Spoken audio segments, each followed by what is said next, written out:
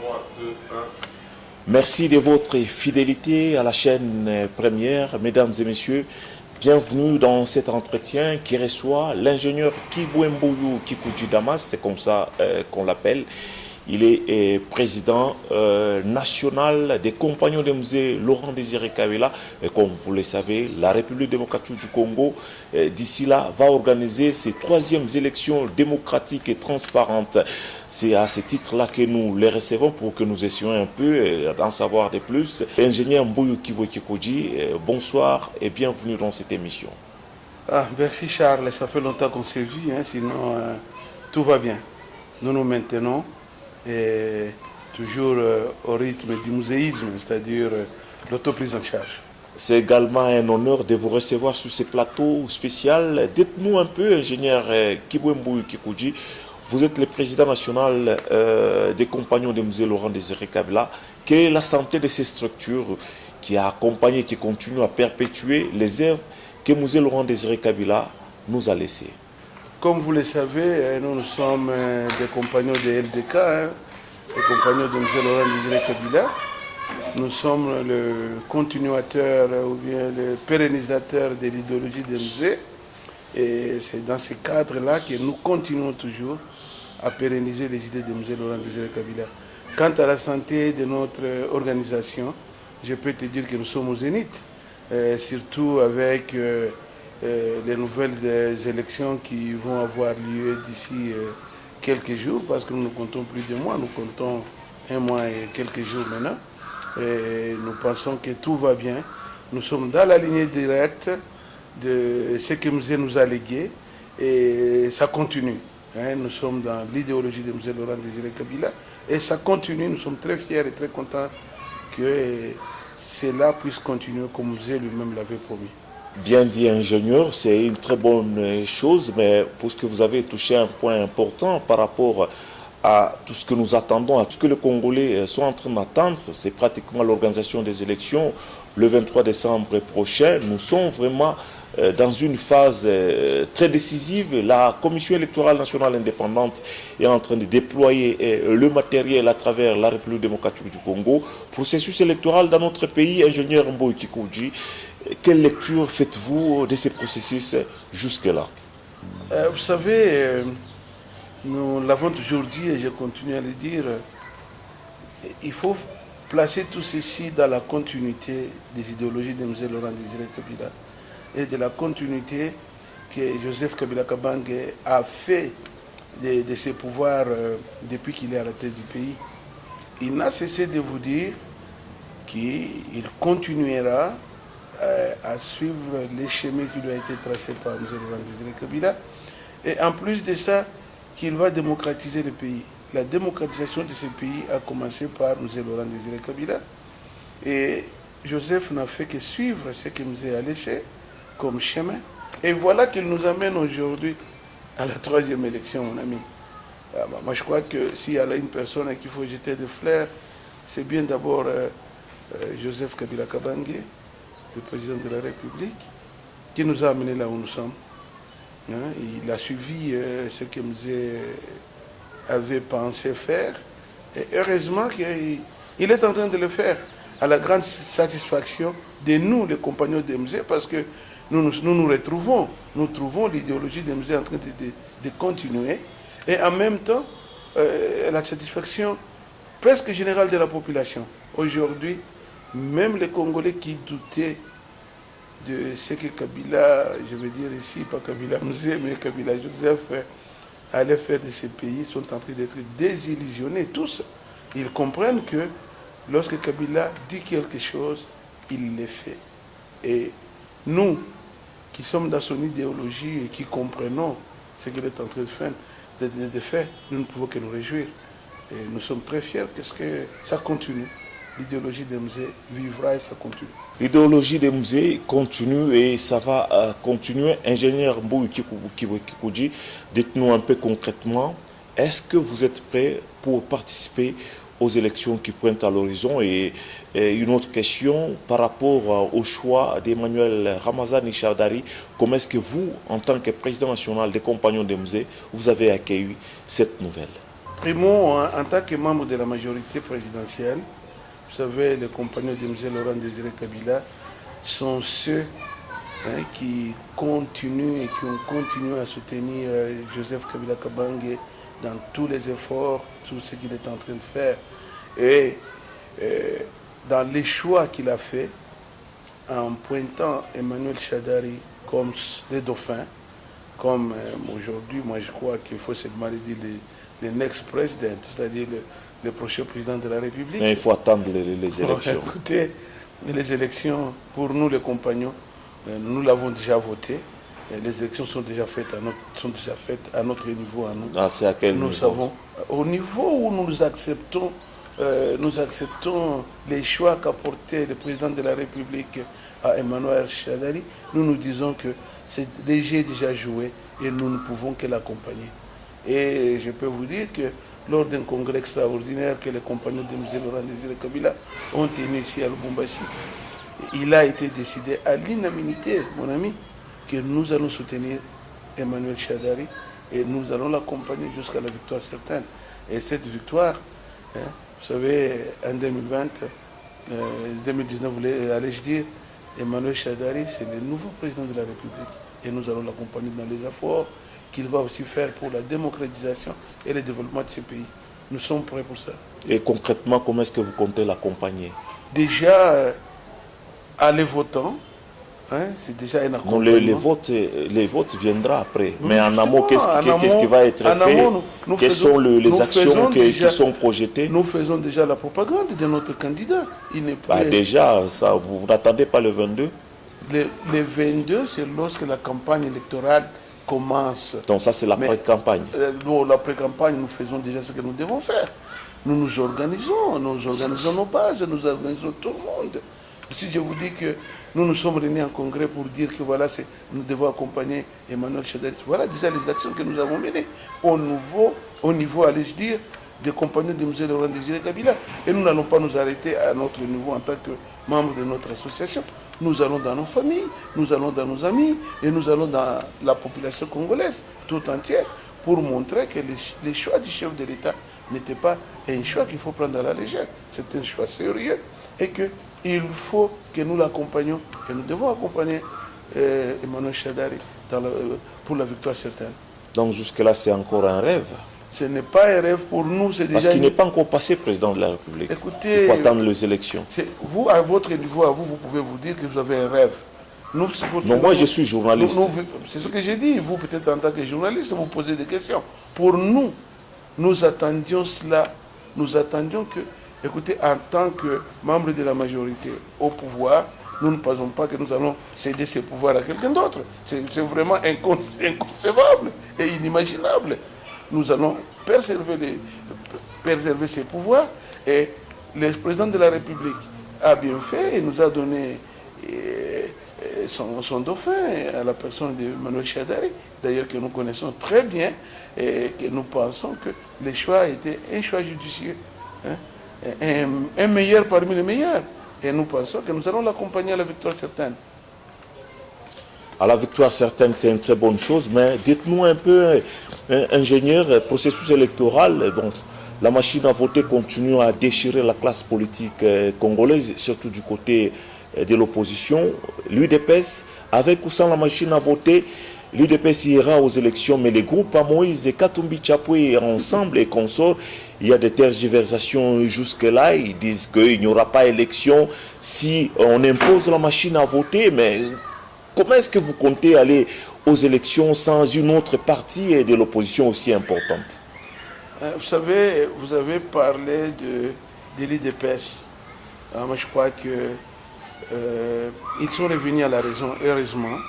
Et il faut féliciter Félix Tshisekedi pour avoir pris le courage de casser avec... Vous l'avez épousé? On l'a épousé ou bien c'est lui qui a accepté les idées? Non, je pose juste la question parce que les gens disent que... Dans quel sens? Moi, je crois qu'il est revenu à la raison. Il faut plutôt parler de lui revenant à la raison. Parce qu'il a vu qu'il ne pouvait pas continuer à faire la politique de la chaise vide. Il est revenu à la raison. Je tiens vraiment à féliciter son courage. Parce que, bon, quant aux autres que vous avez cités, vous avez parlé de Moïse Katumbi Chapwe, je crois que... Qui est votre frère d'ailleurs. Il est mon frère, il est mon ami, et pas mon ami, il est mon frère. C'est quelqu'un que je connais très bien. Mais laissez-moi vous dire qu'il est dans les rêves. Notre Comme frère. vous de la majorité. Nous sommes dans la réalité aujourd'hui, nous ne sommes pas dans les rêves. Lui continue à rêver. Je vais vous dire que en 2011, vous pouvez être témoin, je crois que vous nous avez interviewé lors des élections de 2011, avant que Moïse Katumbi Chapwe ne passe gouverneur de la province. Si vous avez bonne mémoire, je crois, vous allez vous dire que j'étais candidat à gouverneur de la province de Katanga, n'est-ce pas? Vous m'avez interviewé à cette époque-là. Hein, j'étais colistier avec Vano Kiboko, vous vous rappellerez. Hein? Il nous avait été demandé de laisser pour baliser les passages de Moïse Katumbi Chapwe. Ce n'est pas un mythe, c'est une réalité. Ce qui avait été fait. C'est quelque chose qui a été fait. Et à cette époque, Moïse n'allait pas nous battre. C'est une réalité connue de tous. Moïse n'allait pas nous battre. Parce qu'il était méconnu. Il était méconnu. Nous étions connus, moi et mon colistier, Vano Kiboko. Et ça n'engage que vous-même. C'est une réalité, mon ami. Il nous a été demandé de laisser la place à Moïse Katumbi Chapwe. Nous avons balisé son chemin. Et je peux me rappeler encore des grands de cette province qui nous ont conseillé à l'époque. Je peux parler du Baba, Kyungwa Kumwanza, un frère à moi, un papa, un grand frère, qui m'avait appelé, qui m'a dit, Kibwe, faites très attention, il faut lire les signes des temps. C'était ses paroles. Et les signes des temps, c'était Moïse qui venait. Écoutez-moi, je suis en train de vous parler. Kyungwa Kumwanza m'a parlé en tant que son jeune frère, il m'a dit, Kibwe, écoute-moi très bien, il faut lire les signes des temps. Et moi, au jour d'aujourd'hui, je voudrais dire la même chose à Moïse Katumbi Chapwe et dire la même chose à Baba Kumwanza, qu'ils lisent les signes des temps. Cette fois-ci. La donne a changé. Cette phrase-là m'a été dite par Kyungwa Kumwanza. Kibwe, il faut lire les signes des temps. Moi, je peux les rajouter aujourd'hui. Kyungwa Kumwanza, il faut lire les signes des temps. C'est Shaddai d'aujourd'hui, on ne peut pas. Il faut laisser. Pourquoi vous dites qu'il faut laisser alors que vous êtes en politique? Moïse Katumbi Chapwe a son camp, vous aussi vous avez Moi, je crois que les vôtres. Pourquoi vous voulez que les autres se retirent et laisser la place à Shaddai? Il y a ce que moi j'appelle aujourd'hui les soi-disant opposants qui se sont opposés à Joseph Kabila Kabange parce qu'ils ont fait quelque chose et on les a sortis de... alors, Chimaboukari, dirait les Katangais. Alors, ces gens-là, qui sont aujourd'hui, qui se disent opposants, ils ne l'étaient pas hier. Je féliciterai encore Félix. Un monsieur comme Moïse Katumbi Chapwe, opposant de Joseph Kabila Kabange. Je me réserve. Vous comprenez? Des gens comme Vital Kamerhe, notre ami, encore. Tous ces gens-là, moi je les appellerais les aigris politiques. Ce ne sont pas de vrais opposants, ce sont des aigris politiques. Ce sont les gens qui à un certain moment ont travaillé avec Joseph, qui à un certain moment, soit ils ont déconné, ils n'ont pas fait les choses qu'ils devaient faire. On s'est dit, monsieur, avec ça, vous devez vous retrouver en dehors du circuit. Ils deviennent opposants. Ils sont tous comme ça. Vous pouvez les citer tous. Et qui ne connaît pas certains effets ou bien certaines lettres que nous avons lues aussi au Katanga qui accusaient certaines personnes. Nous ne sommes pas dans les sujets, nous sommes dans les sujets des élections. Allons-y tout droit aux élections, Charles. Et vous allez voir que la population congolaise n'est pas naïve. Hein. Les gens ont pensé qu'ils pouvaient raconter, dire de n'importe quoi et que la population suivra facilement. Non. La population congolaise a atteint une certaine maturité. Nous qui sommes dans la population et qui ne sommes pas dans la gestion politique de la chose, nous voyons ce que la population dit. Mais cette même population-là est déçue par votre système de gestion, ingénieur Kibwe. 17 ans de pouvoir de Joseph Kabila, rien n'a été fait pratiquement dans les social. Aujourd'hui, il y a des quartiers qui ne sont pas éclairés, l'eau pose problème. Aujourd'hui, ce sont des forages, des bornes fontaines. Il y a tant de problèmes. Comment est-ce que vous pouvez dire aujourd'hui que cette population-là n'est pas naïve? Elle n'est pas naïve contre votre camp? Qu'est-ce qui se passe au juste, ingénieur? Charles, ce que je voudrais te faire voir, c'est que tu as un pays continent. Ce n'est pas 1 kilomètre de route qui va corriger ces problèmes. Il faut qu'on vous donne 100 ans. Tout. Passer un continent. Écoutez, mon ami, c'est parce que vous n'avez pas la vue pour voir. Si vous regardez Lubumbashi aujourd'hui, moi j'ai quitté Lubumbashi il y a 20 ans. Parce qu'il y a 20 ans que j'ai quitté les États-Unis pour venir ici à Lubumbashi. Lorsque je regarde les développements dans cette ville de Lubumbashi, ça m'étonne. Il y a des avancées significatives. Très significatives, qui sont visibles. Parce qu'on a construit Hypnose ici. Il n'y a pas qu'Hypnose. Peut-être vous, toi, tu ne vois que le building Hypnose. Moi, je ne vois pas ça. Je vois même la population. Je vois la ville qui a grandi, les constructions au niveau de Lubumbashi. Est-ce qu'il y avait ces populations? C'est la population elle-même qui se prend en charge. Elle se prend en charge comment, la population? Toi, tu peux aller construire là où il y a la guerre. Qu'est-ce fait le gouvernement? Tu peux investir là où il y a, il y a des nouveaux quartiers là où la population a construit mais qui ne sont pas éclairés. Mais écoutez, au moins ils ont construit là-bas. Il y a quelque chose qui est en train d'être fait. Vous comprenez? Moi, je ne pense pas qu'à ce stade ici, vous pouvez dire que au nom de 17 ans du pouvoir Kabila, il n'y a rien qui est fait. C'est méconnaître. Je ne dis pas que rien n'a été fait. Je vous dis ce que la population dit. Non, la population, c'est qui? La population qui veut, la population que vous êtes en train d'instrumentaliser, c'est cette population qui dit ça. Mais regardez les autres. Eux sont en train d'instrumentaliser. Les opposants. Les opposants. Vous me mettez du côté de l'opposition. Parce que vous êtes en train de dire qu'il n'y a rien qui est fait. Non, moi je pose des questions. Bon, si vous posez des questions. Je dérange, je ne sais pas si je dérange. Vous ne dérangez pas. Moi je ne pense pas que vous pouvez déranger avec vos questions. Il faut écouter les réponses aussi. Il ne faut pas seulement que vous soyez en train de poser des questions. Je vous écoute alors. Alors c'est ce que je de vous dire ici. Il y a des grandes choses qui sont en train d'être faites et qui sont déjà réalisées dans ces pays. Il y a beaucoup de choses qui n'étaient pas en 1995 par exemple, en 1995. En 1997, lorsque l'AFDEL prend le pouvoir, en 2000, en 2001, lorsque Joseph Kabila prend la tête de ces pays, il y a beaucoup de choses qui n'existaient pas, qui aujourd'hui deviennent des réalités vivantes. Et il faut avoir cet esprit d'analyse et de reconnaître des choses qui sont faites. Merci. On ne peut pas prétendre que tout a été bien fait, tout a été fait correctement. Mais il y a beaucoup de choses qui ont été faites et qui ont été faites qu'il faut applaudir et accepter. Je suis quand même l'homme le plus heureux parce que vous avez quand même reconnu qu'il y a beaucoup de choses qui n'ont pas encore été faites. Ingénieur Kibwe, merci d'être venu sur ce plateau. Merci d'être venu. Je ne sais pas si nous pouvons chuter. Non, mais écoutez, on peut chuter, mais reconnaissez qu'il y a la continuité, mon ami.